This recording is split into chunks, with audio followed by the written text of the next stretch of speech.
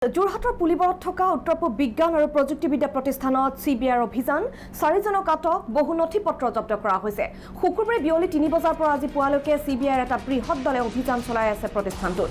বিজ্ঞানী গাণনিককে ধৰি যোগানকাৰী প্ৰতিষ্ঠানৰ স্বত্বাধিকাৰসহ 10জনক জেৰা চলোৱা হৈছে। প্ৰতিষ্ঠানটোত বহু কোটি টকাৰ কেলেংকাৰীৰ বিৰুদ্ধে চিবিআইৰ এই অভিযান বিভাগটোৰ লগতে কেইবাজনো বিজ্ঞানী আৰু গাণনিক বিষয়াৰ বাসগৃহত অভিযান।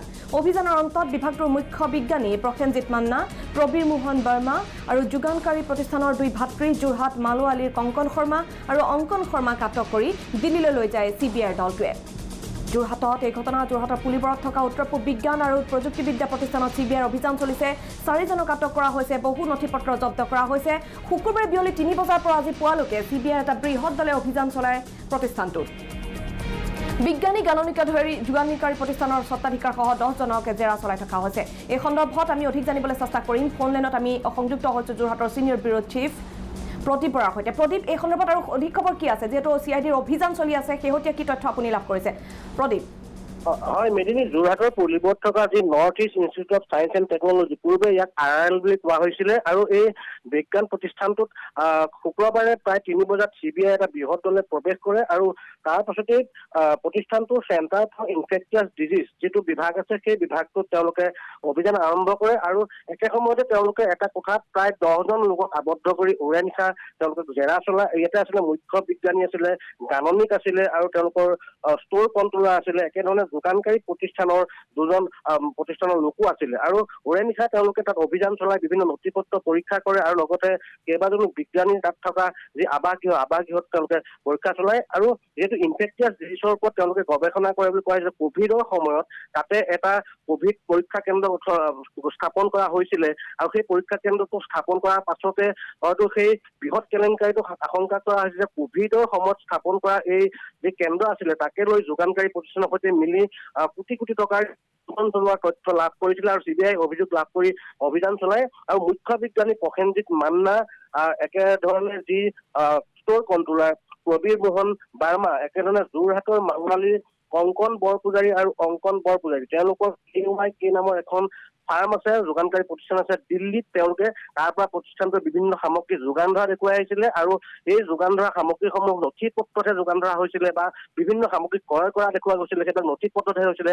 কোটি কোটি টকাৰ কেলেংকাৰী ইয়াতে সংঘটিত হোৱাৰ আশংকা কৰিছিলে, যাৰ বাবে চিবিআই উৰে নিশা অভিযান চলায়। এই পুৱতি নিশা এই 4জনক ইতিমধ্যে চিবিআই আটক কৰি লৈ যোৱাৰ ব্যৱস্থা কৰিছে আৰু একেধৰণে বিভাগটোত থকা প্ৰায় 8-10জন লোকক তেওঁলোকে জেৰা চলাইছিলে। জেৰা চলোৱা লোকসকলৰ ভিতৰত আছিলে যতীন কলিতা, ৰামাশংকৰ বাৰ্মা, ইতিমধ্যে ৰামাশংকৰ শৰ্মা, তেওঁ ইয়াৰ পৰা বদলি হৈছে যদিও তেওঁ যি কোৱাৰ্টাৰ আছিলে সেই কোৱাৰ্টাৰতো অভিযান চলাইছিলে।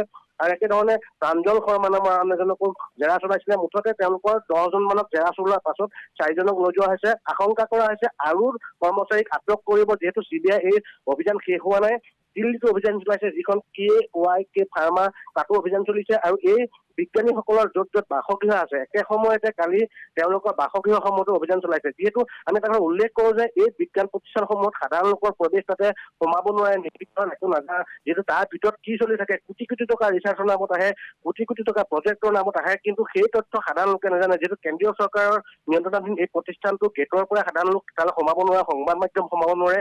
তাৰ ভিতৰত প্ৰকৃততে কি চলি থাকে, কি অধ্যয়নৰ নামত বা প্ৰজেক্টৰ নামত বা ৰিচাৰ্চৰ নামত কি চলি থাকে, কিমান টকাৰ কেলেংকাৰী সংঘটিত হৈ থাকে, অভিযোগ উত্থাপিত হয়, কিন্তু সেই তথ্য সাধাৰণ লোকে নাজানে। যিহেতু কেন্দ্ৰীয় চৰকাৰ উক্ত প্ৰতিষ্ঠানটোৰ নিয়ন্ত্ৰণাধীন, সেয়ে চিবিআই এই অভিযান চলোৱাৰ পাছতে প্ৰতিষ্ঠানটোৰ ভিতৰত যে কোটি কোটি টকাৰ কেলেংকাৰী সংঘটিত হৈ আহিছিলে সেয়া প্ৰমাণিত হৈছে। আৰু প্ৰতিষ্ঠানটোৰ আন বিভাগৰ ক্ষেত্ৰতো বহু লোকে অভিযোগ কৰে যে ইয়াতে ৰিচাৰ্চৰ নামত বা বিভিন্ন প্ৰজেক্টৰ নামত কোটি কোটি টকা লয় কৰা হয়, প্ৰকৃততে তাৰ ফল পোৱা নাযায়। সেয়ে চিবিআই এই অভিযান চলাইছে আৰু অভিযানটো এতিয়ালৈকে শেষ হোৱা নাই। আৰু বিষয়া কৰ্মচাৰী, বিজ্ঞানী বিশেষকৈ বা একাউণ্টছৰ লোক বা যি তেওঁলোকৰ ষ্ট'ৰৰ লোক, তেওঁলোক আৰু গ্ৰেপ্তাৰ হোৱাৰ সম্ভাৱনীয়তা আছে। যিহেতু 10জনৰ ভিতৰত 4জনকহে আটক কৰিছে আৰু বাকীসকলক সোধা পোছা চলাই তেওঁলোক যাবলৈ দিয়া হৈছে যদিও কিন্তু পৰৱৰ্তী সময়ত তেওঁলোক যদি তলব কৰা হয় তেওঁলোক কিন্তু উপস্থিত হ'ব লাগিব। আৰু চিবিআই এই অভিযানটোৱে ইতিমধ্যে যোৰহাটত এটা চাঞ্চল্যৰ সৃষ্টি কৰিছে। যিহেতু এই প্ৰতিষ্ঠানটোত কি চলি থাকে কোনেও নাজানে, কিন্তু চিবিআই যেতিয়া সোমাই এই অভিযানটোৰ ভিতৰত চলি থকা যি